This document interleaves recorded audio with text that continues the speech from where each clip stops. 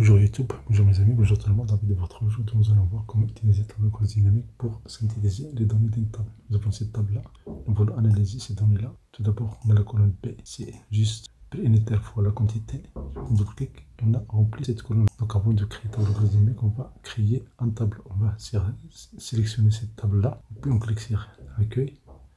On peut mettre sous forme de tableau. Si je prends cette forme-là, le tableau compte des en-têtes. On fait OK et voilà, nous avons cette table-là. Maintenant, on va insérer Tableau Cross Dynamique. On fait clic sur Insertion. Et ici, tableau, on a Tableau Cross Dynamique. Et tout d'abord, bien de renommer la fin. On fait du clic, on fait ici Data.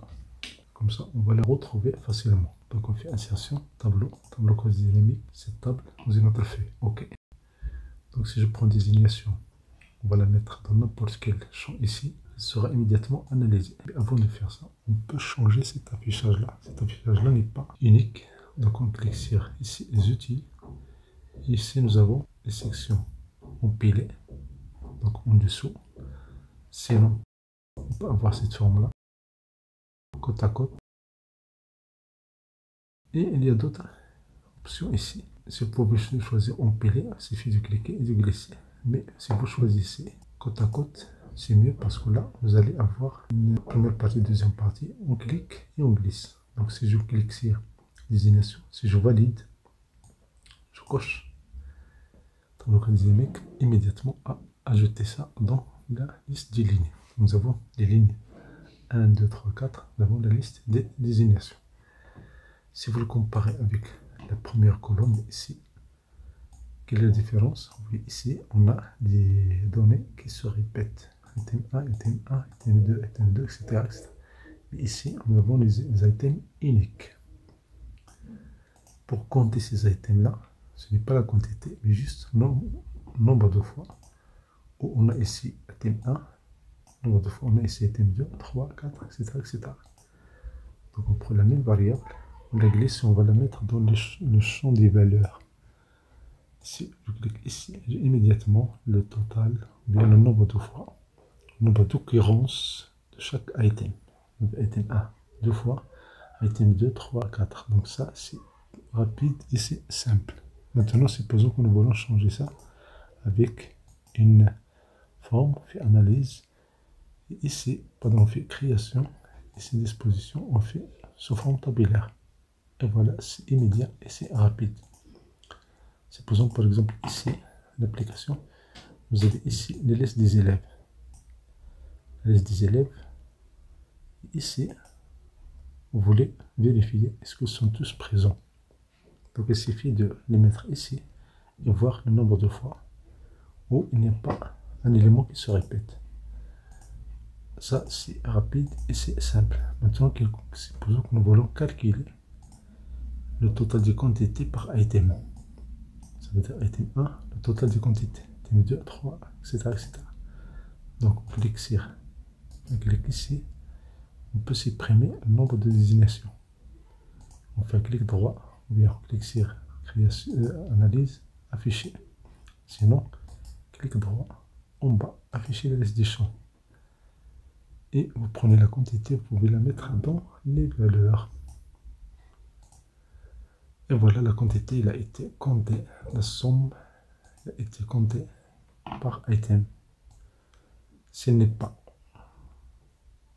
ordonnée, vous pouvez les ordonner, vous faites un clic droit. Et là, vous pouvez cliquer sur trier. Plus petit ou plus grand, plus grand, plus petit. Ici, nous avons 0,8 la quantité. C'est possible, par exemple, si vous avez ici 800 grammes, bien n'importe quelle autre valeur. Si vous voulez changer ça, si je mets ici 15, unité 170, donc prix total 160. Et ici, on n'a pas encore changé. Qu'est-ce qu'on peut faire ici? On fait un clic droit et on actualise. Clic droit, actualiser. Et voilà, vous avez ici le total des sommes des items facilement et rapidement. Maintenant, supposons que nous voulons calculer la valeur minimale et la valeur maximale des quantités. La valeur minimale et la valeur maximale. Donc, on peut ici enlever somme, sinon on peut le garder. On clique sur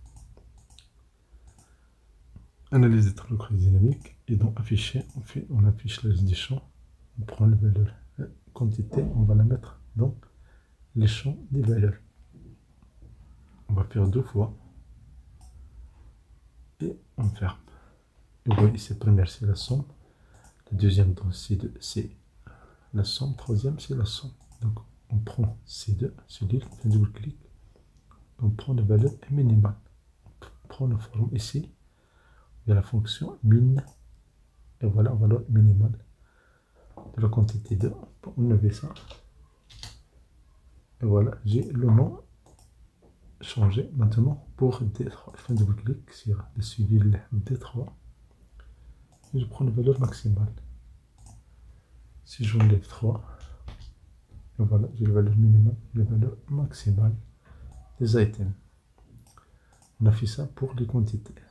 Rien ne nous empêche de faire ça pour pré-unitaire. Donc c'est similaire. On peut enlever tout ça, faire clic droit.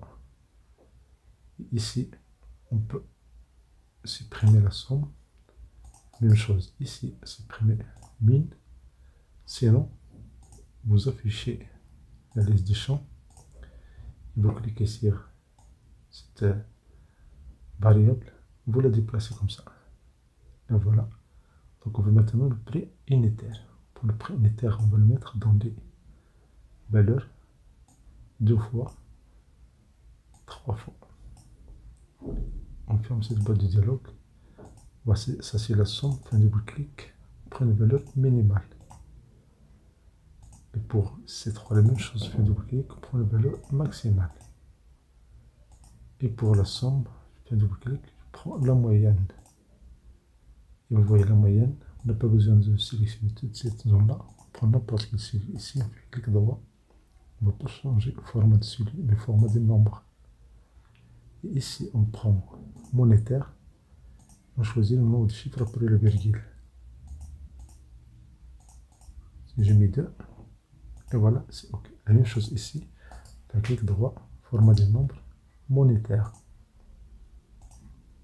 Et la même chose pour valeur minimale, format des nombres, monétaire, chiffre après la virgule. Et voilà, on a analysé le prix unitaire et les quantités facilement avec cette table-là. Maintenant, supposons qu'on a ajouté une autre table. Ici, on a ajouté d'autres données, je fais clic droit. Je fais copier. Ici en bas, je fais coller. Si je clique sur feuille 2, vous voyez, il n'y a pas de changement.